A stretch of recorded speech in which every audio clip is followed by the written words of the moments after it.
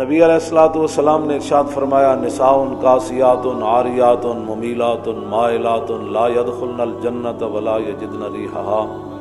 حضور نے فرمایا ایک وقت آئے گا عورتیں ہوں گی کپڑے پہنے ہوں گے ننگی ہوں گی۔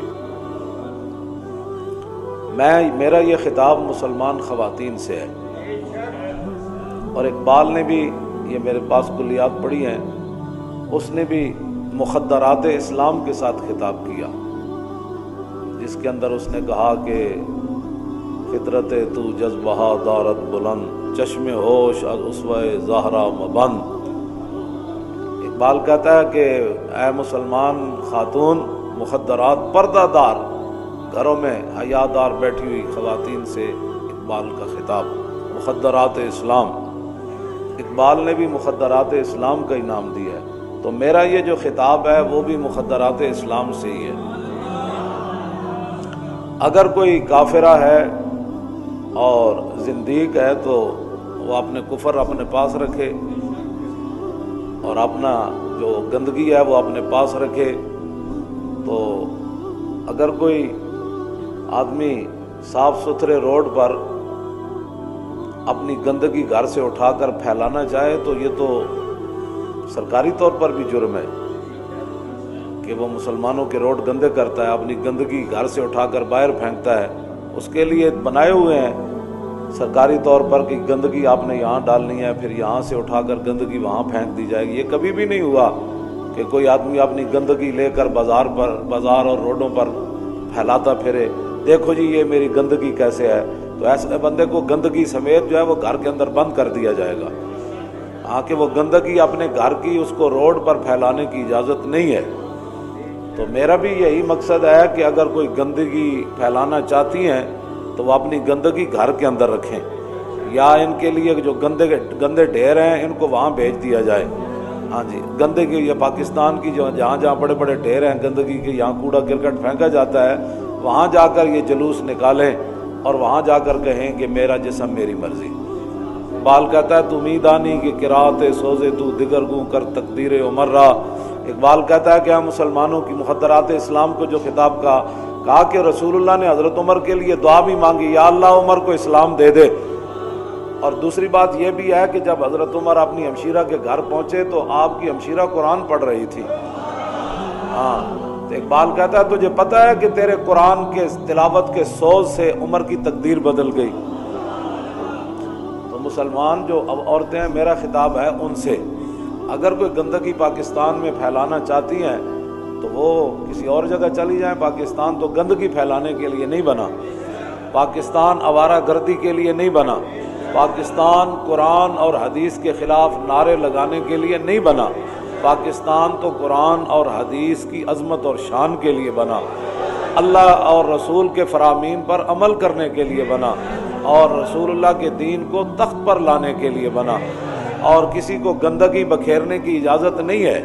ہاں جی، اور یہ بھی نہیں ہے کہ جناب آپ جو ہے وہ گندگی بکھیریں ضرور لیکن گندگی کا نعرہ نہ لگائیں، یہ کیا مطلب ہے؟ یہ بھی کوئی طریقہ نہیں ہے کہ جناب مسلمان بیٹیاں جو کلمہ جنہوں نے پڑھا ہے وہ روڈوں پر ایسے ایسے کرنے کے تو بجائے وہ تو کعبے کے سامنے ایسے ایسے نہیں کر سکتی۔ مردوں کے لیے تو حکم ہے نا وہ رمل کریں، پہلوانوں کی طرح چلیں کہ ایسے ایسے کعبے کے پاس چلے، لیکن عورتوں کو تو وہاں بھی ایسے ایسے کرنے کا حکم نہیں ہے۔ تو جن مسلمان بچیوں کو کعبے کے سامنے ایسے ایسے کرنے کا حکم نہیں ہے وہ روڈوں پر مارچ کریں گی، وہ یہ اعلان کریں گی کہ ہم اللہ رسول کے قانون سے آزاد ہیں۔ نانا جب اسلام آ گیا تو پھر اسلام کی تم پابند ہو۔ ہاں جی، میرا خطاب یہ مخدرات اسلام سے ہے۔ ہاں، اور جنہوں نے پاکستان نہیں بنایا اور جو پاکستان بنانے میں شریک نہیں وہ اپنے اقلیت بن کر پاکستان میں رہیں۔ ہم اقلیتوں کے خلاف نہیں ہیں، ہاں بالکل، میں نے پہلے بھی کئی مرتبہ کہا ہے ہم اقلیتوں کے خلاف نہیں ہیں، نہ اقلیتوں کے خلاف کوئی ہم عزائم رکھتے ہیں، نہ ان کے خلاف کسی قسم کے کوئی منصوبے بناتے ہیں، لیکن اقلیتیں بن کر رہیں۔ ہاں جی، وہ اس ملک میں رہتی ہیں تو اپنے اقلیت بن کر رہیں، اپنے قانون کے مطابق جو مرضی کرتے رہیں۔ حضرت فاروق اعظم کے زمانے میں حضرت عمر بن عاص جو تھے یہ مصر کے گورنر تھے، اور صحابی رسول حضرت حارث یہ جو تھے وہاں گزرے تو ایک عیسائی پاس سے گزرا تو آپ نے اس کو دعوت اسلام دی، فرمایا کہ کلمہ یار پڑھو۔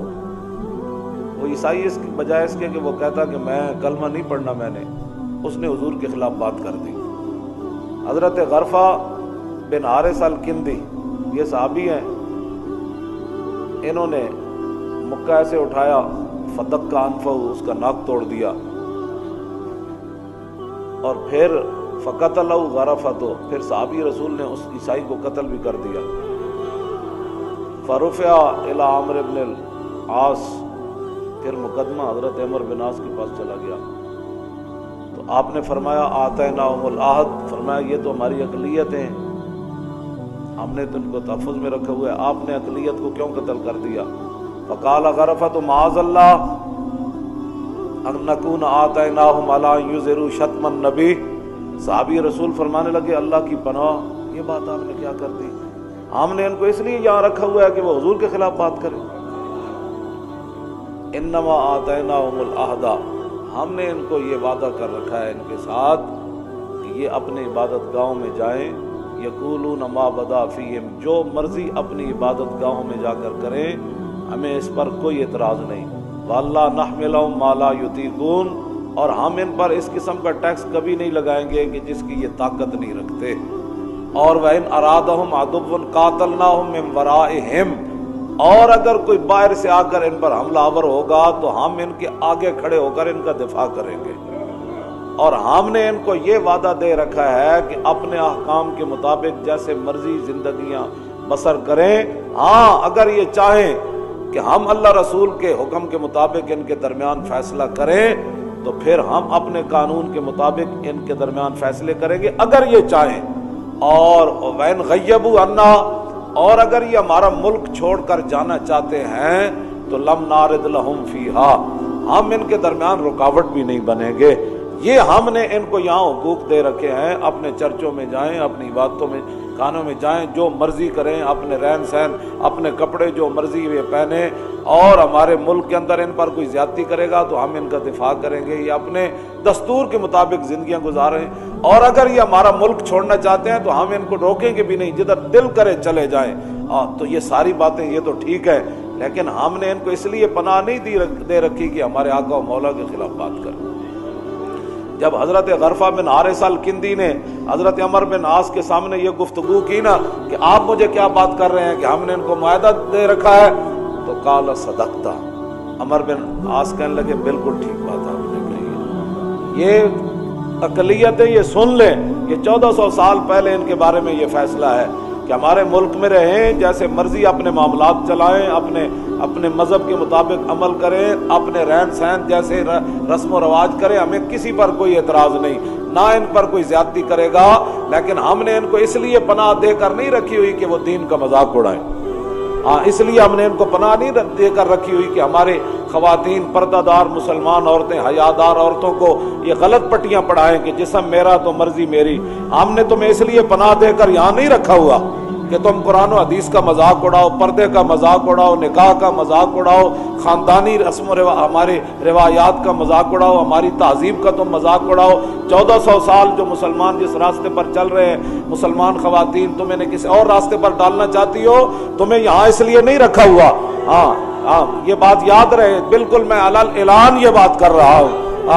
ہم نے تمہیں یہاں اس لیے نہیں پناہ دے کر رکھی ہوئی، ہم نے اس لیے رکھا ہوا ہے جیسے تم اپنے مذہب کے مطابق عمل کرو، لیکن اگر تم روڈوں پر نکل کر یہ کام کرو گی نا کہ ہمارا جسم ہماری مرضی، تو اس کی اجازت تمہیں نہیں ہے، ہرگز نہیں ہے تمہیں اس کی اجازت، ہرگز نہیں ہے۔